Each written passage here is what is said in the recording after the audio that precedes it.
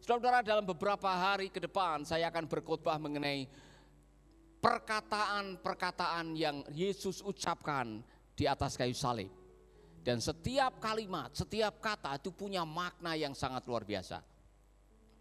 Itulah sebabnya khusus buat pagi hari ini kita akan membahas tentang ucapan terakhir yang Yesus katakan di atas kayu salib, yang mungkin banyak orang tidak memahami atau salah memahami, yaitu kalimat sudah selesai.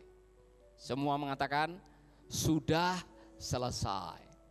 Saudara-saudara, di dalam bahasa Indonesia ada dua kata, sudah selesai. Tetapi di dalam bahasa Inggris 3 kata, it is finished. It is finished. Di dalam bahasa aslinya hanya 1 kata. Tetelestai. Tetelestai. Sudah selesai. Tetelestai. Nah, saudara-saudara, kalau saudara ada di bawah kayu salib, di situ ada Algojo Romawi, ada orang-orang Farisi, ada beberapa murid Yesus yang dekat dengan salib, Maria, ada Yohanes, dan ada beberapa yang lain-lain meninggalkan dia. Saudara-saudara, ada mungkin selama ini Kleopas ada di situ juga dari jauh. Nah, apa yang mereka maknai? Apa arti kata tetelestai bagi mereka, saudara-saudara? Saya bisa membayangkan, ini kan mungkin Algojo yang menjaga salib atau yang baru saja selesai gebuki Tuhan Yesus, selesai menyalibkan, kemudian keringat masih bercucuran, darah masih kelepotan di tangan, dan dia sedang istirahat di bawah kayu salib. Tiba-tiba mendengar sudah selesai. Nah, saudara-saudara, dengar kalimat baik-baik. Kata yang diucapkan sudah selesai itu nadanya adalah kemenangan, bukan nada kekalahan. Bukan sudah selesai. Bukan itu, saudara. Sudah selesai. Dan semua dengar, sudah selesai. Mungkin Algojo Romawi, para tentara Romawi yang sudah kerja dari kemarin pagi atau dari tadi pagi menyiksa, menyalibkan dan sebagainya. Mungkin setelah mendengar, sudah selesai. Benar, sudah selesai kerjaan saya ini. Selama ini kamu bikin masalah, selama ini kamu bikin kami susah semua tentara Romawi yang bertugas di sini. Karena kamu berpotensi bikin huru hara mengaku sebagai Mesias. Selesai, selesai. Sudah tidak ada lagi kerusuhan. Tidak ada lagi huru hara. Pekerjaanku sudah selesai. Selesai. Kemungkinan tentara Romawi akan menafsirkan, udah, kata sudah selesai berarti tidak ada persoalan lagi. Apa artinya bagi orang Farisi? Mungkin imam besar ada di situ yang selama ini cemburu dengan keberhasilan Tuhan Yesus. Orang-orang yang selama ini selalu mencari kesalahan Tuhan Yesus. Orang-orang selama ini ingin mengakhiri kehidupan Tuhan Yesus dengan berbagai macam cara. Dan pada waktu mereka mendengar sudah selesai, apa yang ada di benak mereka? Benar, saingan saya sudah tidak ada lagi. Selama ini nih, Yesus ini sudah merebut begitu banyak orang-orang Yahudi yang tadinya mungkin mengikut atau setia mendengarkan apa kata ahli Alkitab atau ahli Taurat atau para imam, kemudian dibaptis oleh Yohanes, ikut Yesus lagi. Saudara-saudara, kemungkinan mereka sudah hatinya tenang, beres sudah. Artinya beres, tidak ada saingan lagi. Tidak ada nabi palsu lagi, karena dia bilang itu Yesus kuasanya dari setan dan sebagainya. Lalu apa kata Kleopas yang pulang kampung setelah itu? Saudara-saudara, Kleopas dan pemuda-pemuda yang lain selama ini mengharapkan Yesus akan menjadi pembebas. Yesus akan mengangkat senjata bersama kaum Zelot atau orang-orang Yahudi yang tidak sepakat atau sudah benci dengan penjajahan tentara Romawi. Mereka sudah beberapa kali mengadakan pemberontakan gagal dan mereka berharap Yesus yang akan menolong mereka, memimpin mereka untuk memulihkan kerajaan Israel. Kemudian Kleopas mendengar kata, sudah selesai. Kemudian dia pulang kampung, selesai sudah harapanku. Sudah tidak ada lagi yang bisa diharapkan. Kemudian Yesus yang bangkit dari kematian bertanya, apa yang kalian percakapkan? Mereka tidak bisa mengenali Yesus dan mereka mengungkit kembali. Kalian tahu kan? Pembebas yang kami harapkan mati di kayu salib. Selesai harapan kami. Mungkin itu bagi Kleopas. Tetapi saudara-saudara, mari kita memahami, ternyata sudah selesai bagi Yesus berbeda dengan apa yang mereka pahami. Nah, sudah selesai, semua bilang tetelestai. Semua bilang tetelestai. Yang di rumah bilang tetelestai. Itu kalimat sering diucapkan seorang pembantu atau budak yang dikasih tugas untuk mengerjakan sesuatu, dan ketika tugasnya sudah selesai, dia akan datang kepada bosnya, tetelestai. Tugas sudah selesai. Saudara-saudara, seperti staf di sini kalau dikasih tugas dan tugasnya selesai, sudah selesai, ada sukacita. Ya kan? Tugas sudah selesai. Haleluya. Jesus' final word tetelestai in the ancient Greek is the cry of a winner. Kalimat tetelestai di dalam bahasa Yunani adalah kalimat kemenangan. Jesus had finished the internal purpose of the cross. Untuk itulah dia datang ke dalam dunia, menyelesaikan penyalipan. Saudara-saudara, Yesus pernah mengatakan ini kepada para murid. Dan saya yakin kalimat ini menjadi kalimat yang menolong kita memahami mengapa dia melakukan apa yang dia lakukan. Masih ingat pada waktu Yesus selesai membaca kitab gulungan, Roh Allah ada padaku untuk apa? Memberitakan kabar baik kepada orang yang miskin, membebaskan mereka yang terbelenggu, menyembuhkan mereka yang sakit, memberi makan kepada mereka yang lapar, memberitakan tahun rahmat Tuhan. Itulah yang dia lakukan. Tetapi ada satu klimaks yang dia harus lakukan. Dia harus melakukan kehendak Bapanya. Salah satunya tertulis di dalam Yohanes 4 ayat 33. Makananku ialah melakukan kehendak Dia yang mengutus aku dan menyelesaikan pekerjaannya. Pekerjaan terakhir yang Yesus harus lakukan adalah menjadi korban bagi seluruh umat manusia. Dan ketika ada cobaan untuk menghindari karena betapa beratnya pekerjaan itu, dia sempat semalam sebelumnya dia sempat mengatakan, kalau boleh cawan ini berlalu daripadaku. Berat buat dia, saudara-saudara, secara manusia. Tetapi saudara-saudara, waktu itu ada kesempatan, kalau boleh cawan ini berlalu daripadaku, tetapi bukan kehendakku yang jadi, kehendakmu. Aku datang untuk menyelesaikan pekerjaan Bapakku. Amin. Itulah sebabnya saudara-saudara, saya mendapatkan kebenaran ini bahwa Yesus sudah menyelesaikan pekerjaan. Pekerjaan penyelamatan untuk dunia ini, pekerjaan penebusan, pekerjaan pendamaian, pekerjaan untuk memulihkan apa yang menjadi rencana Allah dari surga sebelum kita dilahirkan, yaitu mengembalikan hubungan kita dengan Allah Bapa, dan itu hanya terjadi dengan pengorbanan di kayu salib. Tetelestai. Amin. Tetelestai, semua bilang tetelestai. Sudah selesai. Amin. Jadi saudara, apa yang dilakukan oleh Tuhan Yesus sudah selesai. Jadi dia mengakhiri dengan baik. Karena apa? Dia mengakhiri tanpa rasa bersalah. Dia mengakhiri tanpa penyesalan. Dia mengakhiri karena tugas sudah selesai. Yang kedua, kata ini sering dipakai oleh seorang hakim.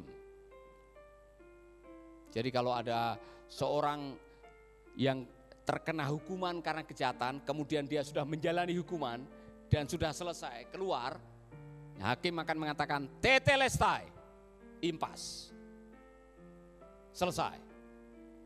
Kamu tidak perlu menanggung hukuman lagi, sudah diselesaikan. Tanggungan hukuman itu sudah diselesaikan. Apa kata Alkitab? At the same point before he died, before the veil was torn into two, before he cried, it is finished, an awesome spiritual transaction took place. God the Father laid upon God the Son all the guilt and the wrath of sin deserved, and he bore it in himself perfectly, totally satisfying the wrath of God for us. Wow, saudara-saudara, ini saudara harus memahami ini. Kita semua harusnya yang dihukum. Kita semua yang harusnya disalib. Kita semua yang harusnya menanggung kemarahan Allah oleh karena dosa. Harusnya saudara dan saya. Harusnya saudara dan saya yang harus mengalami hukuman di dalam kekekalan oleh karena upah dosa adalah maut. Tetapi Yesus mengatakan, biar saya yang menanggungnya. Kamu bebas, saya yang akan menanggungnya. Saya bisa menggambarkan seperti ini.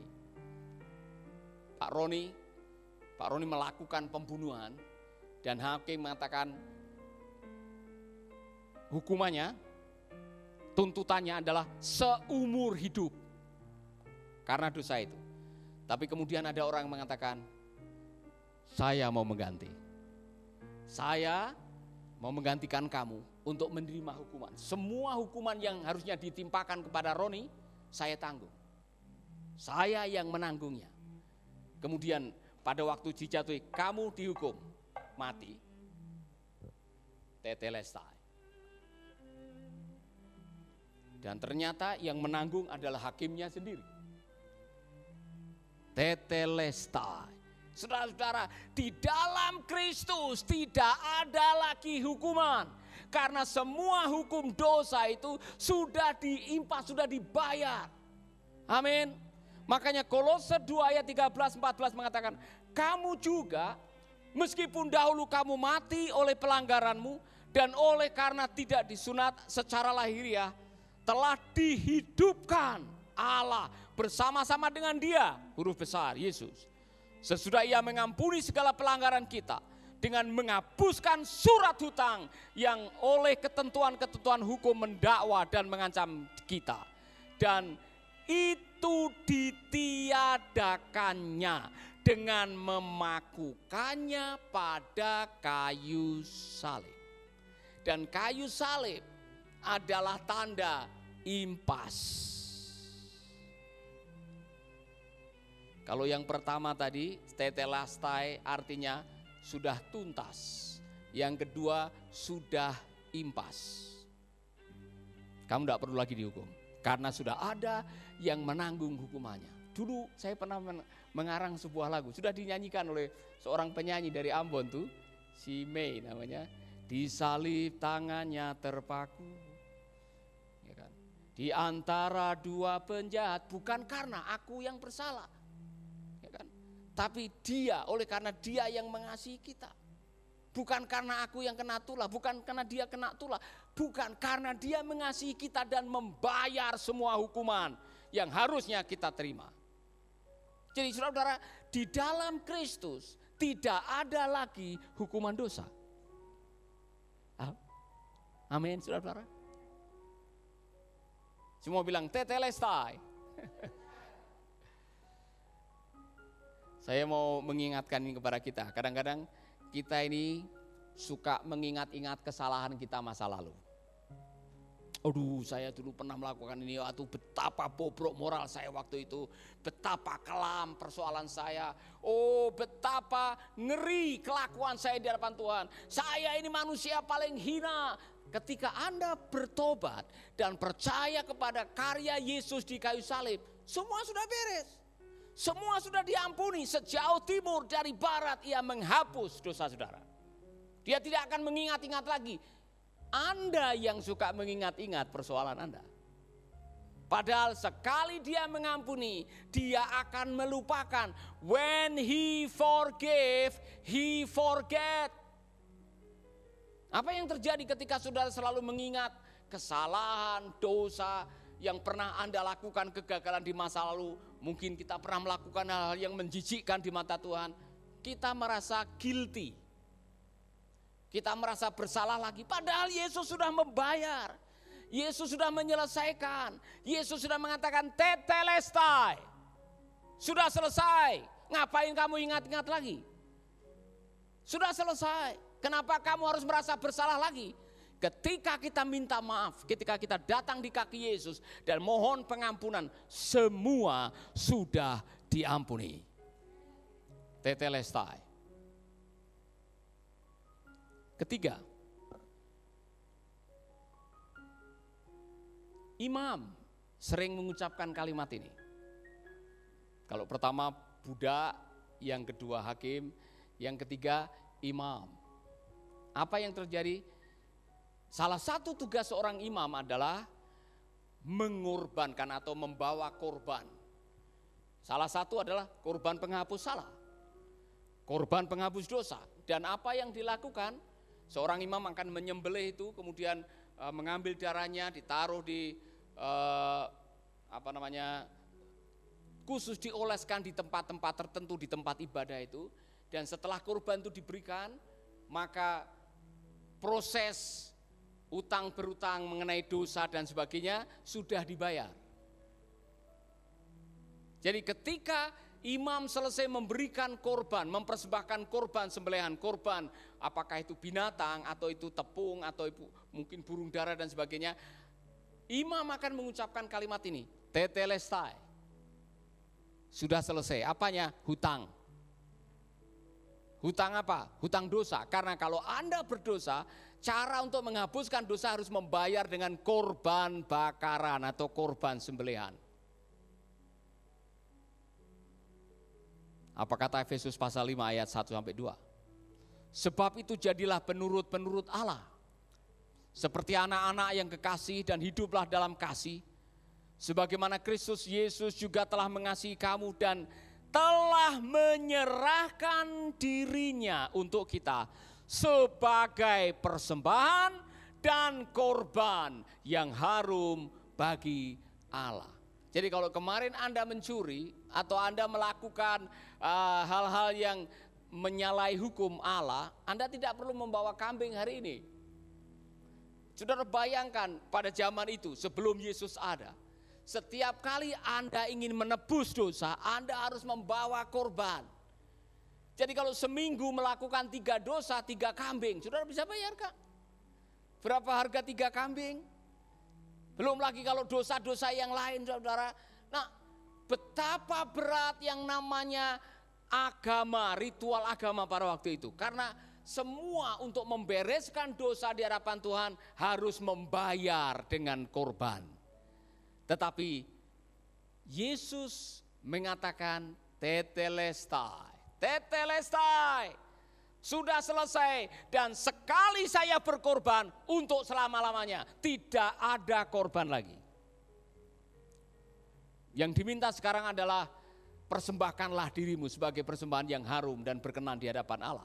Tapi bukan persembahan binatang. Tidak perlu ada korban penghapus salah lagi. Yesus sudah mati di kayu salib sebagai korban ganti semua kesalahan, semua dosa kita. Saudara-saudara, ketika Yesus mati di kayu salib, mungkin saudara mendengar bahwa saat itu tirai bait Allah terbelah menjadi 2. Dan banyak penafsir yang mengatakan itu tanda sekarang tidak perlu perantara lagi.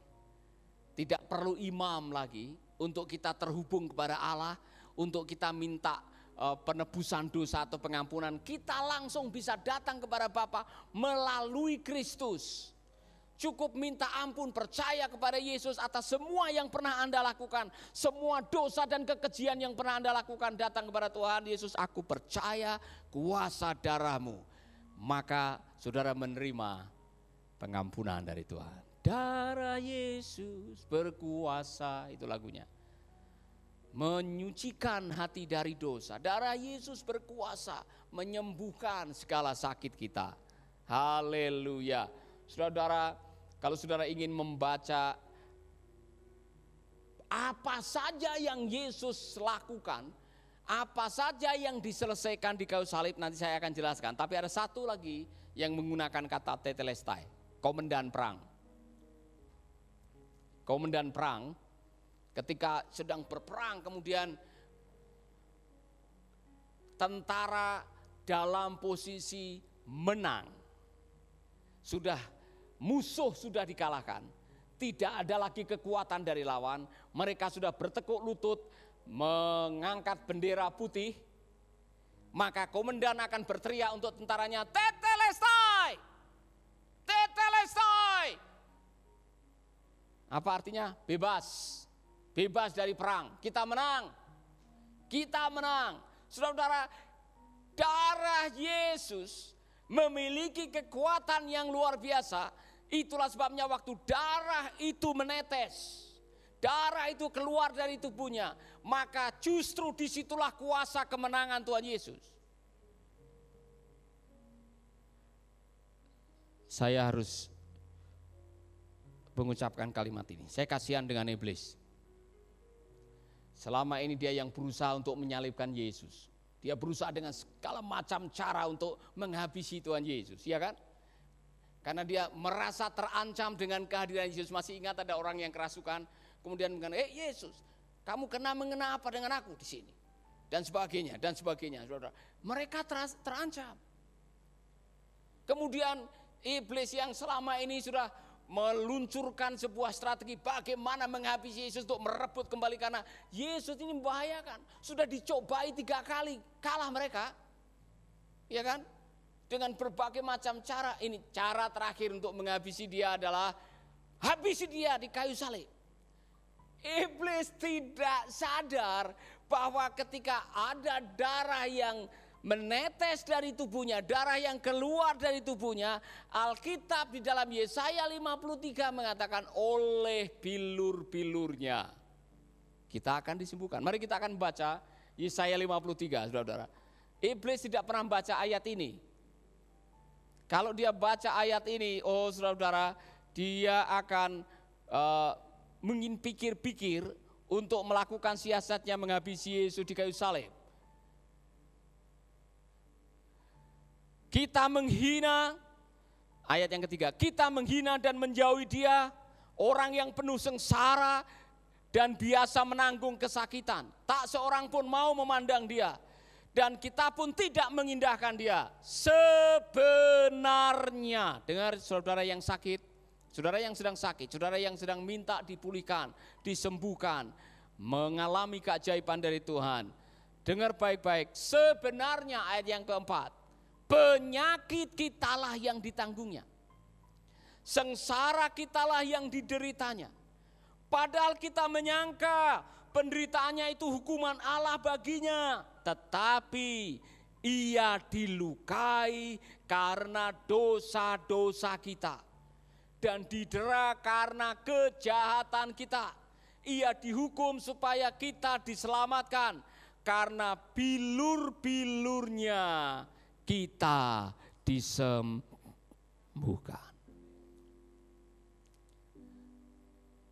Iblis tidak menyadari bahwa ada kalimat yang mengatakan oleh kuasa darah anak domba dan oleh kesaksian kita dalam kitab Wahyu, iblis dikalahkan. Iblis waktu itu udah syukuran. Pada waktu Yesus mati di kayu salib, mereka sudah syukuran. Mungkin mereka merayakan upacara kemerdekaan di sana, di neraka sana. Tetapi saudara-saudara, mereka tidak menyadari bahwa justru dengan darah yang menetes itu, dia dikalahkan. Jadi kalau boleh saya bilang, mohon maaf ya iblis, kamu itu sebetulnya pinbo, pintar-pintar bodoh. Dia tidak menyangka bahwa justru darah itu disalib yang kamu anggap sebagai kekalahan Yesus, itu kemenangan. Salib adalah kemenangan. Maka di di atas kayu salib setelah dia mengalami dan darahnya keluar, Yesus mengatakan tetelestai. Menang. Perang sudah selesai. Iblis dikalahkan, dosa dipatahkan, menang. Haleluya. Saudara-saudara, saya berharap kita semua yang percaya kepada Yesus, kita bisa hidup di dalam kemenangan. Amin. Haleluya. Nah, ada beberapa orang yang menggambarkan apa yang sebetulnya diselesaikan di kayu salib. Banyak, saudara-saudara. Dia menanggung setiap penyakit kita. Dia melakukan apa yang disebut tadi, pengampunan dosa. Dia menghapus seluruh dosa dunia. Di salib, Yesus menghapus seluruh dosa dunia. Saya tidak akan membahas ayat-ayatnya. Yang kedua, dia menanggung setiap penyakit kita. Seperti yang dikatakan tadi, oleh bilur-bilurnya kita menjadi sembuh. Kemudian Yesus mematahkan segala kutuk. Di atas kayu salib, semua kutuk sudah dipatahkan. Jadi orang yang percaya kepada Yesus tidak ada kutuk. Di dalam Kristus tidak ada kutukan. Dan saya mengatakan di dalam Kristus Anda menang dari siasat iblis. Mau guna-guna, mau santet, mau tenung, apapun juga tidak mempan. Masih ingat kalimat saya kemarin? Apa coba? Demit orang dulit, setan orang doyan. Orang yang percaya kepada Yesus di salib itu sudah diselesaikan. Amin. Bahkan di dalam kitab Korintus dikatakan kutuk kemiskinan pun sudah dipatahkan oleh Tuhan Yesus. Makanya dia datang supaya kita memiliki kehidupan yang berkelimpahan. Amin. Saudara-saudara, melepaskan kuasa bagi kita orang-orang yang percaya di salib. Bagi Anda yang percaya kepada kuasa salib, Anda berhak untuk hidup dalam kemenangan setiap hari. Haleluya. Di salib, kehidupan kekal Anda sudah pasti.